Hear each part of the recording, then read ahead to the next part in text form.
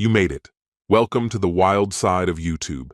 If this is your first time wandering into my little digital jungle, hit that subscribe button and toss this video to someone who's always up for an adventure. And tell me, what city or country are you watching from? I read every comment like it's a treasure map. Let's set sail. My name is Sean. Margaret and I were married for 2 years and had been together for nearly 4. From the outside, everything looked solid. I had a stable career in IT consulting, owned a 2-bedroom condo downtown, and had managed to build a decent savings cushion. Margaret, on the other hand, worked a part-time job at a local yoga studio, while most of her attention was focused on cultivating her image as an online wellness influencer. In reality, that meant she spent hours every day snapping selfies in different outfits, while I quietly carried the financial load for both of us. In the beginning, she was easy to be around, charismatic, outgoing, constantly daydreaming about far-off destinations. But over time, it became clear how allergic she was to anything resembling accountability. When it came to rent, groceries, or utilities, I was almost always the one footing the bill. Meanwhile, her social media stayed full of smoothie bowls and feel-good quotes. I told myself not to overthink it. Maybe it was just a phase. Then, one evening in February, we sat across from each other at the kitchen table. She was glued to her phone screen. "Elena and Brooke are putting together a spring break trip," she said without looking up. "Miami Beach, 5 days, all-inclusive." She gave me an eager smile. It'd be amazing for my content. Sunshine, pool parties, killer photo ops. It's exactly the kind of exposure I need. I leaned back in my chair and tried to ground the conversation. "You're 28, Margaret. Isn't that kind of scene more for undergrads?" She laughed. "God, you sound like someone's dad." "It's just a harmless girls' trip," she added. "Don't make it weird." I stayed calm. "How much is this going to cost?" She hesitated, biting her lip before answering. "The package was $1,200. I put it on my credit card, but I might need a bit more for spending." That bit more turned out to be another $600. She'd already maxed out her card, buying 3 new swimsuits and 2 pairs of sandals. Despite every red flag, I sent her the money. While she was gone, I slept better than I had in months. I deep cleaned the entire apartment, fixed a faucet that had been dripping for weeks, and even went out for drinks with some coworkers after we wrapped a big project. Her messages during the trip were brief, mostly snapshots of beach views and the occasional complaint about overpriced cocktails. I didn't think twice about it. What I didn't know was that those 5 days in Florida would quietly dismantle everything we had. She got back late Sunday night, skin sun-kissed and hair still wind-blown from the beach. I picked her up at the airport. During the ride home, she barely looked up from her phone, laughing at messages, fingers flying non-stop across the screen. "You doing okay?" I asked, eyes on the road. "Yeah," she said, barely registering the question. Once we got back to the condo, she dropped her bags in the entryway and collapsed on the couch like she'd never left. By the next morning, it was business as usual. She ordered lunch from her favorite takeout spot and spent the entire day lounging in her pajamas. That evening, Elena and Brooke stopped by with a bottle of wine. I was in my office down the hall prepping for a big client presentation when their laughter and voices began seeping through the walls. I wasn't trying to eavesdrop, but the volume made it impossible not to catch pieces. "Oh my God, I can't believe you actually did it!" Elena shrieked. "I told you she would," Brooke said through laughter. 3 guys in 5 days, unreal. My fingers froze over the keyboard. Then I heard Margaret's voice, giddy and carefree in a way I hadn't heard in a long time. "Carlos was first. That rooftop bar, he was gorgeous. I couldn't help myself. Then Damien, the one with all the tattoos?" That bad boy vibe was intoxicating. It was such a rush. "And Victor," she said, trailing off into giggles. "Let's just say the after-party bus was next level." More laughter, glasses clinking. I sat motionless, heart steady, but something twisted deep in my gut. The woman I thought I was building a life with was now bragging about a string of casual hookups, like she'd brought home souvenirs. Then Brooke lowered her voice. "Did Sean find out?" Margaret gave a dismissive scoff. "Please. He still thinks I was sipping mojitos with you two the whole time." He's sweet, but seriously, he's boring. This was my last chance to go wild before I have to pretend to be a wife again. I closed the lid of my laptop with finality. The choice had been made. When I walked into the living room, 3 sets of eyes were staring straight at me. "Interesting tale," I said in a flat tone. "Elena Brooke, it's time for you two to leave." They grabbed their belongings in a rush and bolted out without another word. Margaret's confident expression collapsed. "Sean, hold on. It didn't mean anything. It was just some harmless vacation fun." I didn't let her finish.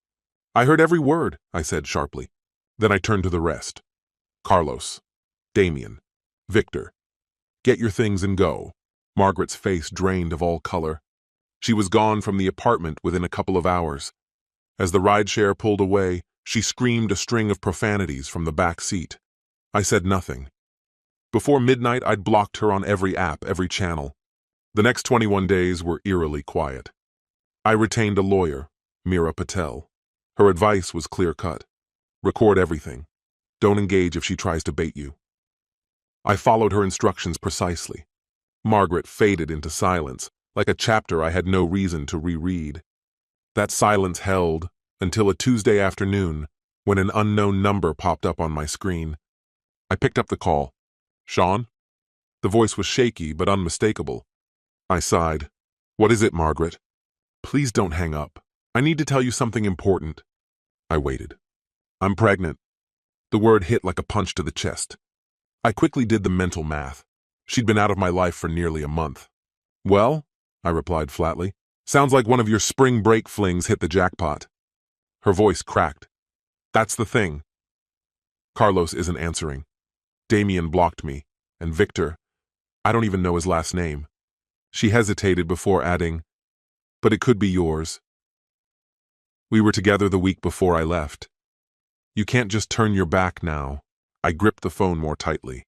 "Maybe you should have considered that before bragging to your friends about hooking up with 3 guys in 5 days. She began crying on the other end. "I'm lost, Sean. I don't know what to do. My mom says you have a duty. We were married for 2 years. Doesn't that count for something?" I hung up. After that, the calls came non-stop. Margaret, her mother Patricia, even Elena tried reaching out. When I stopped answering, the social media posts started rolling in. On Facebook, Margaret began sharing cryptic complaints about men who vanish when responsibility shows up. Friends and acquaintances messaged me, asking if any of it was true. I updated Attorney Patel on everything. She remained composed. "If she's insisting the child is yours, we'll demand a prenatal DNA test. Until then, you owe her absolutely nothing." I wasn't rattled, I was resolute. From that point, it became a legal matter. And it didn't take long for Margaret to up the ante. That Friday morning, a man in a blazer arrived at my door holding an envelope. Inside were legal documents. Margaret had filed for temporary support and paternity recognition. She was taking legal action. I got Patel on the line immediately. She didn't sound surprised. "Perfect. Now we've got the upper hand. We'll submit a motion forcing her to undergo prenatal testing. If she wants your money, she'll have to cooperate." Margaret had counted on an easy payday. Instead, the judge scheduled a formal hearing and ordered the DNA test. And she was responsible for the cost, over $1,000 up front. In the meantime, Margaret ramped up her online narrative. She began posting ultrasound photos on Instagram, pairing them with captions like, "Doing this alone." Some men just don't have the strength to step up. Friends began sending me screenshots from her Instagram stories, posts where she tagged wellness brands while fishing for sympathy. Just a week after that, she unveiled a GoFundMe campaign, claiming it was to help cover medical expenses. The comment section quickly filled with praise from strangers lauding her bravery. I stayed silent. Patel had been crystal clear. My silence was the most effective tool I had. On the morning of the paternity test, I showed up at the clinic 10 minutes early. Margaret arrived late, trailing behind her mother Patricia and her friend Brooke. She looked worn out, exhausted both physically and emotionally. But that didn't stop her from shooting me a look that could have cut through steel. Patricia marched up to me, tension carved deep into her face. "Sean, you're making this harder than it needs to be. When the results prove you're the father, I hope you'll do the right thing. I kept my voice even. Let's wait for the science. The test itself was quick and clinical. Margaret gave a blood sample. I had my cheek swabbed. The whole thing took 5 minutes. The nurse said we'd have the results in 3 to 5 business days. Not once did Margaret look me in the eye. Outside in the parking lot, Patricia stopped me again. Every child deserves both parents, she said softly, as if appealing to some remaining conscience. I nodded once. Maybe your daughter should have thought of that before she went partying in Miami. I got into my car and drove away without hesitation. The call came on Wednesday mid-afternoon. Patel's voice was measured, but I could hear a hint of satisfaction beneath the surface. I've got the results, Sean. You might want to sit down for this. Go ahead, I said. 0%. You are not the father. I asked her to send over the official report. When the email arrived, I opened the PDF on my laptop. Black text on white, stark, medical, undeniable, 0%. The next 2 days unraveled into chaos, but none of it landed on me. Her GoFundMe was flagged and taken down for fraudulent content. Everyone who donated received a refund. One by one, the wellness companies she'd partnered with publicly cut ties. Her follower count nosedived. By Monday, even her lawyer had dropped her. She stood completely alone. But the calls didn't stop. Her mother, Brooke, random numbers I didn't recognize. One long voicemail came from Patricia. Tests aren't always accurate. Maybe you paid someone off. Think about the vows you made, Sean. Don't you feel any kind of obligation? I didn't reply. I didn't defend myself. I saved the voicemail and archived it in my legal documentation. For the first time in months, I felt a sense of relief. The storm wasn't mine to weather anymore. Margaret had built this disaster herself, and now she was sinking in it. The DNA results should have ended the ordeal, but Margaret wasn't ready to let it go. She turned her fury toward the 3 men she'd met in Miami, launching her own chaotic investigation.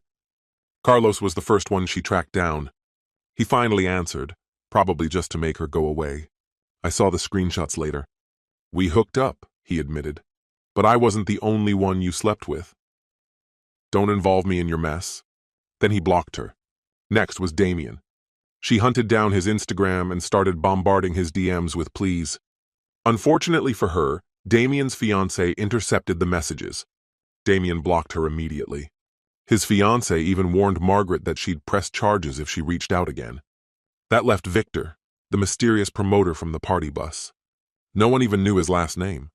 Margaret burned through money she didn't have trying to track him down, hiring private investigators, posting in forums, reaching out to anyone who might have met him. Nothing came up. Victor had vanished. As Margaret spiraled deeper, the fractures in her own family began to show. While Patel and I quietly continued the divorce process behind the scenes, the evidence of Margaret's affair stood firm, undeniable and meticulously recorded. We kept our filing sharp and straightforward. My condo, savings, and full retirement portfolio were safeguarded from any claims. Because her infidelity had been officially documented, she wasn't eligible for spousal support. Still, she made one last theatrical play, showing up at my door with Brooke, pounding her fists, yelling loud enough to stir the neighbors. You can't run from this, Sean. You're going to be on the hook for child support until she's 18. I didn't respond. I called the building's security instead, and within moments, they were both escorted off the premises. Later that night, I sat on the same couch where she used to host her girls' nights, drinking wine and laughing like the world belonged to her. Now her picture-perfect life was collapsing, and for once, I wasn't standing in the middle of the wreckage. The seasons passed. By late autumn, I heard through mutual acquaintances that Margaret had given birth to a baby girl. She never revealed who the father was. None of the men from her spring fling stepped forward. 2 weeks after that, my phone rang from an unfamiliar number. It was Patricia.